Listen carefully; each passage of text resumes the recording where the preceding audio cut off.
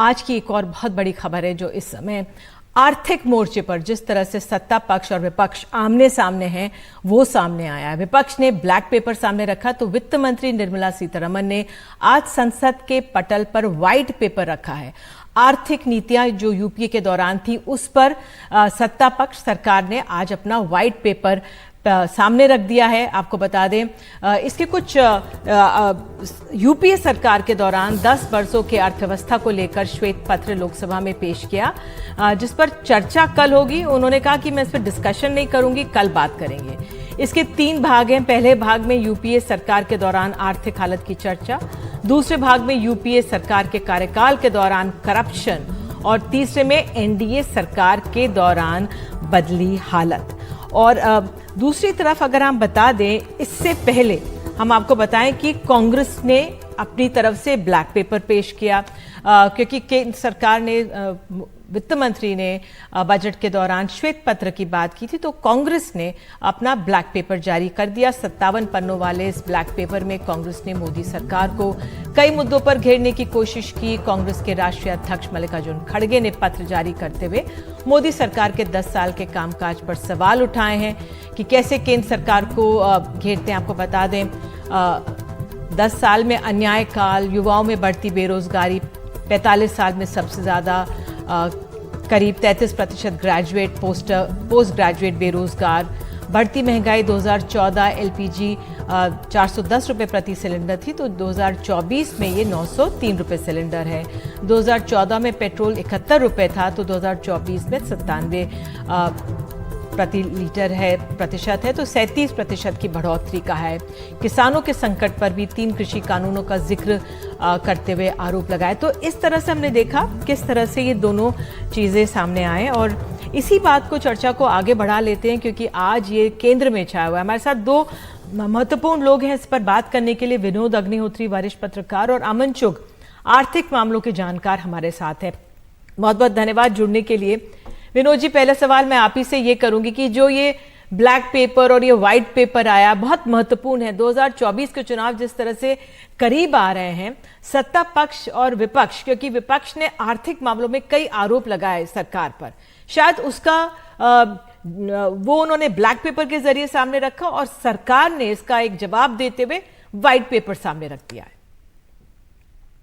देखिए, मैं तो इसको एक सकारात्मक रूप से ये देखता हूं कि कम से कम आने वाले लोकसभा चुनाव में आर्थिक मुद्दे काफी प्रभावशाली होंगे।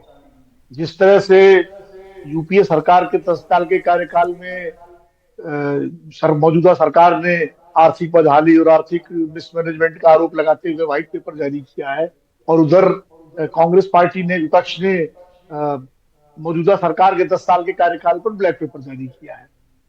दोनों के अपने अपने तर्क है, अपने अपने वो है, और बहुत ज्यादा इस पर जो है, चूंकि बड़ा विस्तृत पेपर है, अभी थोड़ा इसको पढ़ना ही पड़ेगा दोनों का। लेकिन इतना जरूर है कि उधर यूपीए सरकार पर जो श्वेत पत्र निकाला है उसमें एनडीए सरकार ने अपना गुणगान किया है और यूपीए के ऊपर आरोप लगाया है कि कैसे उन्होंने आर्थिक हालत खस्ता की, और आंकड़े भी दिए हैं।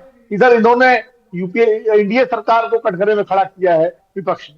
तो कुल मिलाकर के जब दोनों तरफ से ये आरोप प्रत्यारोप का दौर आया है, तो ये एक तरह से राजनीतिक मुद्दा ज्यादा बन गया आर्थिक मुद्दे की अपेक्षा, क्योंकि बाकी तो दोनों के ब्लैक पेपर व्हाइट पेपर की मीमांसा अर्थशास्त्री करेंगे, लेकिन राजनीतिक पत्रकार के रूप में मैं कहूंगा कि अब ये राजनीतिक मुद्दा ज्यादा बन गया है और यही लोकसभा चुनाव में एक बड़ा मुद्दा बनेगा। बिल्कुल, बहुत महत्वपूर्ण बात आपने कही। हमारे साथ चुग जी भी जुड़ गए हैं। अमन, आपसे, सरकार ने व्हाइट पेपर अपना जारी किया है, विपक्ष ने जिस तरह से ब्लैक पेपर किया उसके जवाब में बहुत महत्वपूर्ण था, और जिस तरह से सरकार के व्हाइट पेपर में कहा गया कि 2014 के वक्त, उसके बाद जो पहले चेंजेस लाए गए उसके बाद छोड़ दिया गया था अर्थव्यवस्था को, आपका क्या असेसमेंट है? बिल्कुल सही है जी, नमस्कार है, जय हिंद है। आपको मैं थोड़ा एक्सप्लेन दूसरे नजरिए से करने की कोशिश करता हूं। 2003 तक, रेदर 2004 तक हमारी जो मार्केट्स हैं, जो मार्केट्स एक तरह से indicator of performance of economy रहती है, 1992 में जो हमारा सेंसेक्स था वो अंदाजन 5000 के लेवल पे था। रेदर मैं यूं कहूंगा कि 1992 का जो पीक था जनवरी 1992 के आसपास, एंड वही सेंसेक्स अंदाजन जनवरी 2004 के आसपास भी 6000 था, फ्लैट सेंसेक्स था। On the face of it हम देखेंगे तो हम कहेंगे सेंसेक्स फ्लैट था, यानी कोई खास इकोनॉमिक प्रॉस्पेरिटी नहीं थी। मगर 1999 से लेकर 2003 में जो रिफॉर्म्स आए उसके तहत फंडामेंटली इकोनॉमी में 5.5% की ग्रोथ थी और 3.5% का इन्फ्लेशन था और 30 मिलियन का एम्प्लॉयबिलिटी थी। और जब 2004 से 2008 देखें तो वहां पे मार्केट ड्रिवन तो सब कुछ दिख रहा था, क्योंकि सेंसेक्स 6,000 से 22,500 हो गया, तो लोगों को लगा इकोनॉमी मस्त प्रॉस्पर कर रही है। मगर वहीं पे इकोनॉमिक ग्रोथ जो थी वो रियल जीडीपी ग्रोथ नेगेटिव बन गई, क्योंकि जो इन्फ्लेशन था वो 10 से 12% था और जो जीडीपी ग्रोथ थी अंदाजन 8 से 9% थी। एम्प्लॉयमेंट 27 लाख के आसपास था।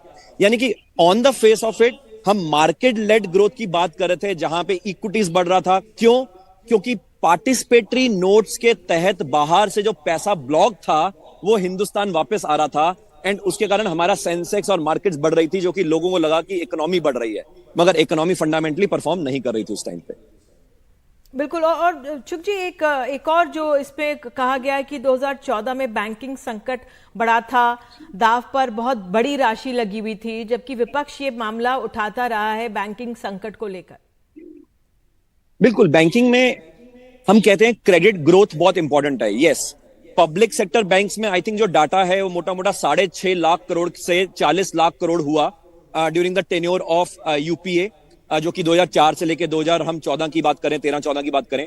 मगर क्रेडिट स्विस की रिपोर्ट जो कि इन्होंने भी कोट किया है और हमने पहले भी बात करी है कि उसमें से टॉप 200 कंपनीज जिसको लेंड किया गया, उनका इंटरेस्ट कवरेज रेशियो वो लेस देन 1 था। कमाल है, यानी कि इंटरेस्ट तो कवर कर ही नहीं पाएंगे। इसका मतलब ये अंदाजा 9 लाख करोड़ जो वो 200 कंपनियां जिनको दिया गया था वहां से पैसा आना नहीं था, और उसमें से 40-50% यानी कि 3.5-4 लाख करोड़ तो ऐसा था जिसको प्रॉब्लमेटिक एसेट्स क्रेडिट स्विस ने बोला, मगर हमने उनको क्रेडिट ग्रोथ दिखा के एक तरह से दिखाया कि ये ऑल इज वेल। आर्थिक पहलू हैं जो बहुत महत्वपूर्ण है, लेकिन आम आदमी धीरे धीरे समझेगा। विनोद जी, संक्षेप में आपने कहा कि ये है तो आर्थिक नीतियों से जुड़ा हुआ पेपर, लेकिन ये राजनीतिक रूप ले रहा है। लेकिन एक तरह से जो हम अभी तक विपक्ष को हम कह रहे थे कि मूलभूत मुद्दे विपक्ष कह रहा था कि उनको नहीं उठाया जा रहा है, और वो आर्थिक सवाल उठा रहे थे सरकार पर, ये जो एक जवाब दिया है, तो अब आर्थिक कुछ एक हफ्ते तक हम लोग आर्थिक नीतियों पर चर्चा ज्यादा करेंगे, किसने क्या किया। अब ये कुछ दिन तक मुद्दे अब छाने वाले हैं। निश्चित रूप से अब मंदिर का मुद्दा हो या मंडल का मुद्दा हो, इससे आगे बढ़कर के आर्थिक मुद्दों पर चर्चा होगी। जब चर्चा होगी तो यूपीए सरकार की जो कमियां थी वो भी सामने आएगी, मौजूदा सरकार की जो कमियां है वो भी सामने आएगी। बेरोजगारी 45 साल में सबसे ज्यादा बढ़ गई, ये भी मुद्दा आएगा। 205 लाख करोड़ का कर्ज है, आईएमएफ ने वार्न किया है, ये भी मुद्दा सामने आएगा। महंगाई का मुद्दा भी सामने आएगा। गैस सिलेंडर और पेट्रोल और डीजल प्राइसेस के भी मुद्दे सामने आएंगे। किसानों की आमदनी दुगनी करने की बात थी वो नहीं हुई, ये भी मुद्दा सामने आएगा। तो आंकड़े हर तरह के सामने आएंगे, यूपीए सरकार के भी आएंगे, एनडीए सरकार के भी आएंगे, और जनता तय करेगी कौन सही है कौन गलत है। क्योंकि आंकड़ों में तो मान लिया शास्त्री लोग किस तरीके से व्याख्या करते हैं, कोई सरकार समर्थक अर्थशास्त्री है वो अपनी व्याख्या करेगा, सरकार विरोधी अर्थशास्त्री अपनी व्याख्या करेगा, लेकिन असली जो इसका फैसला आम जनता लोकसभा चुनाव में किस तरीके से करेगी। वो देखेगी कि भाई बेरोजगारी क्या घटी है, महंगाई क्या घटी है, बाकी चीजें जो है। क्योंकि आम आदमी को आंकड़ों से मतलब नहीं है, उसको अपनी राहत से मतलब है। इकोनॉमी 3 ट्रिलियन की हो गई, 5 ट्रिलियन की हो गई, ये कहने के लिए तो ठीक है, लेकिन अगर 80 करोड़ लोगों को फ्री राशन देना पड़ रहा है तो उस इकोनॉमी का क्या मतलब उसके इंडिकेटर से, ये भी सवाल उठेंगे। ये तो कुल मिलाकर के अच्छा है। बिल्कुल जी, आपने बहुत महत्वपूर्ण इंडिकेटर बताया है कि क्या कल्याणकारी योजनाएं हैं, लेकिन वो अपनी अर्थव्यवस्था की ओर क्या इंगित करती हैं। और जो इसके गहराई से जब जाएंगे इन श्वेत पत्रों को देखते हुए, तब पता लगेगा कि हमारी अर्थव्यवस्था कैसी है, और यूपी के दौरान क्या हुआ और एनडीए के दौरान क्या हुआ है।